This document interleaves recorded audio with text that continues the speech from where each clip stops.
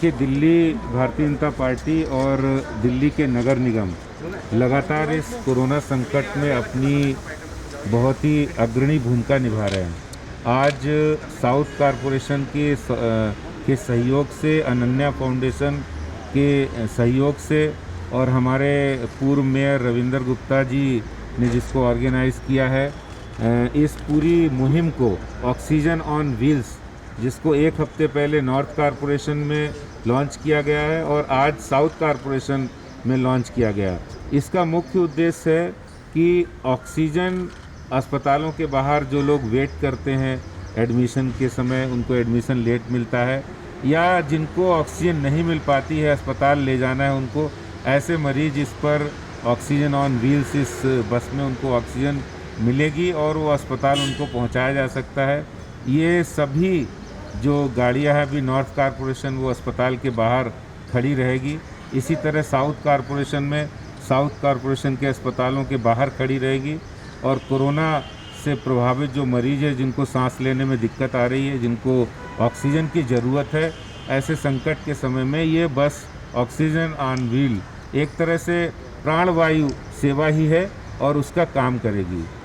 एक सवाल है कि आज निगम कम रिसोर्सेज होने के बावजूद भी कई समाजसेवी संस्थाओं से मिलकर हम ये काम कर रहे हैं, और एक तरफ दिल्ली सरकार है जिनका बहुत बड़ा बजट है, जो साल में 65,000 करोड़ रुपए का बजट, जो 10,000 करोड़ के लगभग उनका सालाना हेल्थ का बजट है।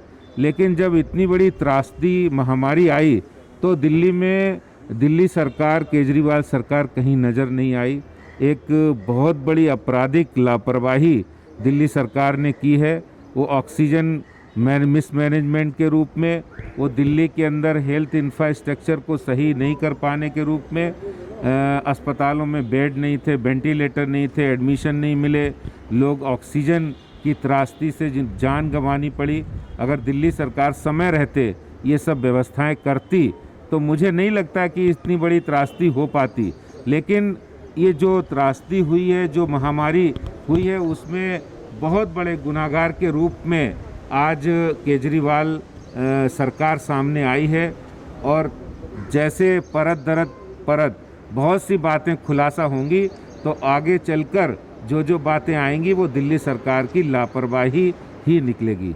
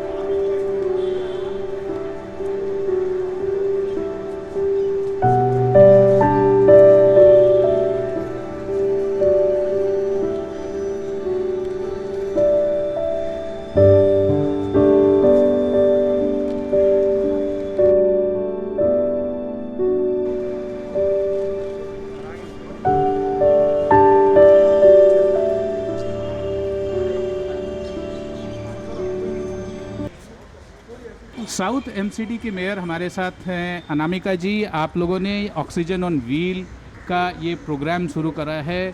दिल्ली में महामारी को हमने देखा 20,000 का नंबर लगभग छू चुका है।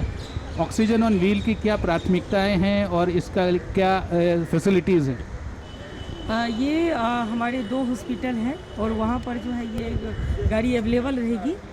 और सबसे बड़ी इसकी विशेषता है कि जहाँ भी ये जो हमारे जनमानस फ़ोन करेंगे वहाँ जस्ट ये गाड़ी जाएगी और ऑक्सीजन उसको प्रोवाइड हो जाएगी। ये कितना फैसिलिटी कितना बड़ा है और कितने लोग इसमें एक बार में ये फैसिलिटीज़ का अवेल कर सकते हैं हर एक बस में? ये 27 सीटर्स है, 10 इसमें कंसंट्रेटर है, तो एक बार में जो है 10 व्यक्ति है वो जस्ट जो है इसमें वो लाभ ले सकते हैं। और सबसे बड़ी बात है कि देखिए अभी हमारे यहाँ जो है बात ये जस्ट जो है वो ऑक्सीजन के लिए इतना फ़ोन आता था और जब हम मुहैया कराने में उसमें अक्षम थे तो बड़ी हमको एक टीस होती थी कि हम ऑक्सीजन जो अवेलेबल नहीं करवा पा रहे हैं।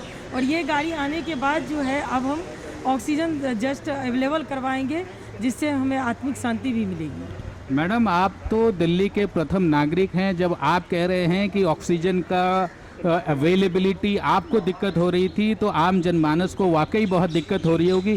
क्या आपने लॉन्ग टर्म कोई प्लान बनाया है, क्योंकि थर्ड वेव भी आना लगभग माना जा रहा है ऐसे कुछ एक्सपर्ट्स के द्वारा? अभी मैं अनन्या फाउंडेशन से जो बात कर रही हूँ और उसके बाद जो है हमारे जो पूर्व के मेयर रविंद्र जी भी हमें हेल्प करेंगे और कई एनजीओ से मैं अभी कोऑर्डिनेट कर रही हूँ। ऐसे हमारे पास और भी जो है ऑक्सीजन ऑन व्हील्स जो है वो मैं अवेलेबल करवाऊंगी ताकि हमारी एसडीएमसी को के जो जनता है उनको ज़्यादा से ज़्यादा लाभ मिल सके। एक मैं दूसरी बात कहना चाहती हूँ कि जब प्रारंभ में जो है ये हमारे मुख्यमंत्री जी अभी ऑडिट कर देते ऑक्सीजन पर, तो आज जो होर्डिंग और ब्लैक बाजारी जो हो रही है और ऑक्सीजन कितनी जो बर्बादी हो रही है ये नहीं हो पाता, जिसके कारण हमारे जनमानस जो है वो सुलभ रूप से ऑक्सीजन ले की जो है एबिलिटी जो जिसको भी प्राथमिकता थी वो ले लेते। लेकिन ऐसे गाड़ी जो है व्हील्स जो है मैं 2 से 3 और भी एसडीएमसी में लाना चाहूँगी जिससे हमारे साउथ दिल्ली के जो पब्लिक हैं, जनता है, उन्हें कोई भी दिक्कत का सामना नहीं करना पड़ेगा। मैडम, एक और सवाल जो दिल्ली की जनता और आपके साउथ एमसीडी में बहुत ज़्यादा आप लोगों ने भी इस बात पे ध्यान रखा है कि जो वैक्सीनेशन के सेंटर्स हैं उसके नंबर्स कम हो रहे हैं, दिल्ली सरकार उसके नंबर काट रही है। कल दिल्ली सरकार ने ये कहा कि उनके पास 18 से 45 साल के उम्र के लोगों के लिए वैक्सीनेशन का प्रॉब्लम है और वो अभी नहीं करेंगे, वो 45 साल के ऊपर वालों का ही सिर्फ वैक्सीनेशन करेंगे। देखिए उनका जो अभी साइट भी जो हमको 6 जगह पर वैक्सीनेशन के लिए दिए हैं 18 प्लस से 44 तक, और उनको जब साइट हम लोग वेबसाइट खोलते हैं तो वहाँ भी जो है प्रॉब्लम होती है। तो ये जबकि हम उपराज्यपाल जी से 11 जो है वो हमें कहे थे कि वैक्सीनेशन सेंटर का जो है वो जगह दी गई थी हमारे स्कूल में, लेकिन दिल्ली सरकार अभी जो है मात्र 6 जगह पर जो है स्कूल में हमें वैक्सीन दे रही है और 4 जगह पर जो है वैक्सीन के कारण जो है अभी एबिलिटी जो नहीं है और बहुत ही हमारे यहाँ जो है वो प्रॉब्लम हो रही है। एक बात बताएं मैडम, यदि जब नंबर्स वैक्सीनेशन सेंटर्स के नंबर कम होंगे तो यानी कि पब्लिक को ज़रूरत से ज़्यादा डिस्टेंस ट्रैवल करना पड़ेगा, ज़्यादा डिस्टेंस जाना पड़ेगा, एक जगह कंसंट्रेशन लोगों का होगा। क्या इससे पैंडेमिक का जो और कोरोना का क्या बढ़ावा नहीं होगा या उसको हम सह नहीं दे रहे? इसके लिए हम लोग एलजी महोदय के तो पहले भी मैं लेटर लिख चुकी हूँ और अभी भी मैं फिर दूसरा भी लेटर लिखूंगी कि ये वैक्सीनेशन जो हम लोग का बंद किया जा रहा है उसको रोका जाए, क्योंकि दिल्ली सरकार की जो अपनी जो स्कूल है वहाँ पर जो आप होर्डिंग पोस्टर का इस्तेमाल किया जा रहा है और वहाँ पर ज़्यादा से ज़्यादा जो है वो 1000 कह रहे हैं कि भाई वहाँ पर वैक्सीनेशन होगा, तो वहाँ पर तो और क्राउड के बाद जो है व्यवस्था जो वहाँ चरमरा जाएगी।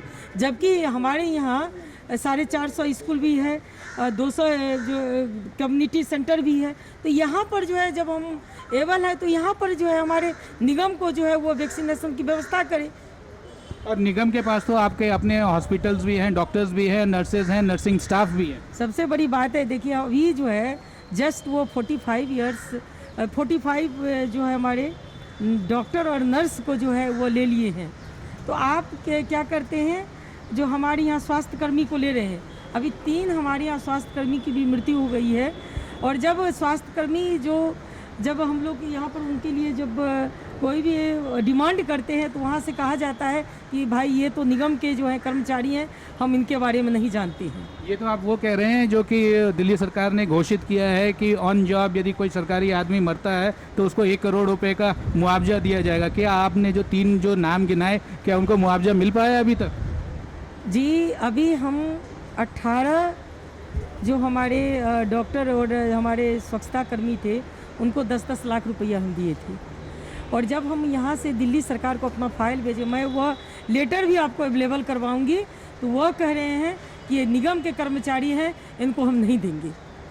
तो इनका जब रवैया ऐसा है, आप निगम के कर्मचारी से काम लेते हैं और जब उनकी मृत्यु हो जाती है तो आप द्विपक्षीय जो है वो प्रमाण देते हैं, इसका मैं पुरजोर खंडन करती हूँ। साउथ एमसीडी और अरण्या फाउंडेशन और पैनिकल्स ट्रैवल की तरफ से ये ऑक्सीजन ऑन व्हील दिल्ली में लाया गया है। पैनिकल्स ट्रैवल के ओनर हमारे साथ हैं। Sir, what inspired you to tie up with Aranya Foundation and take this initiative of South MCD forward? Aranya Foundation ने मुझे फ़ोन किया था, ऐसे प्लानिंग है कि क्या बस प्रोवाइड कर सकता है। मैंने बोला ये पुणे का काम है, ज़रूर ज्वाइन करना चाहिए इसके साथ। इसे मौका उन्होंने दिया, उन्होंने बोला ठीक है हम ज़रूर आपके साथ बस प्रोवाइड कर लेंगे। क्योंकि ये जो दिल्ली के अंदर जो अभी जो माहौल बना हुआ है, इसमें हमने कभी ज़िंदगी में नहीं सोचा जो ऑक्सीजन के बिना लोगों को ऑक्सीजन के लिए भागना पड़ेगा। ऑक्सीजन ऐसी चीज़ होगा जिसके लिए इतना तड़पना पड़ेगा। क्योंकि आप देखो ना, मौत, कितना लोग मौत का शिकार बन गया। तो जो भी अगर एक जीवन भी बच पाए उसके जो पुण्य जो मिलेगा, ज़रूर अरण्या फाउंडेशन की इनिशिएटिव है, ज़रूर उसका साथ सहयोग देने के लिए अगर उन्होंने हमें मौका दिया तो उसका शुक्र हो। सर, कितने सारे ऐसे बसेस जो कन्वर्ट करके आप लोग साउथ एमसीडी और अरण्या फाउंडेशन के साथ आप ये टाई अप कर रहे हैं कि ये ऑक्सीजन ऑन व्हील कहाँ ये प्लान कर रहे हैं? क्या कोई प्लानिंग है कहाँ तक? इनिशियली हमने नॉर्थ में किया था, अभी साउथ में, अभी ईस्ट में भी करेंगे।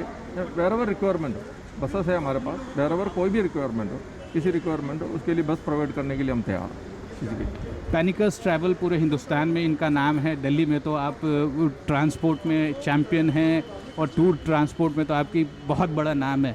Do you think this will also initiate other companies to come forward कि जो चैरिटी का वर्क या सोशल वर्क, और जो आपने बहुत बड़ी बात कही कि दिल्ली में जो सिचुएशन है, एक आदमी की भी ज़िंदगी हम बचा पाएँ तो बहुत बड़ी बात हो सकती है। मेरे हिसाब से सारे ट्रांसपोर्टर तैयार होंगे, कोई भी मना नहीं करेंगे किसी काम के लिए। क्योंकि हम लोग ट्रांसपोर्टर का ना ये जो सोशल कमिटमेंट ऑलवेज रहता है, क्योंकि हम जो सोशल सोसाइटी से जुड़ा हुआ है, ज़रूर इसके लिए हर एक आदमी तैयार हो जाएंगे। हमारे साथ अरण्या फाउंडेशन के भी मेंबर हैं। आप लोगों ने ये पैनिकल्स ट्रैवल के साथ और साउथ एमसीडी के साथ जो टाई अप किया है, क्या है इसके बारे में थोड़ा बता पाएंगे? सर, दिल्ली में तो ऑक्सीजन का बहुत दिक्कत था। इसी चक्कर से हमने पैनिकल ट्रैवल्स ओनर बाबू सर, उसके अरण्या फाउंडेशन तरफ से रिक्वेस्ट किया ना, सर ने 2 बस दिया था। उस हिसाब से एक तो नॉर्थ एमसीडी में लगा दिए, एक अभी साउथ में कर रहे हैं, ईस्ट में करने वाला है। इनके अलावा हमने एम्स हॉस्पिटल का बार डेली 100 गरीब के लिए पैकेट खाना दे रहे। वो 2016 में स्टार्ट हुआ था, अभी तक करते रह रहे थे।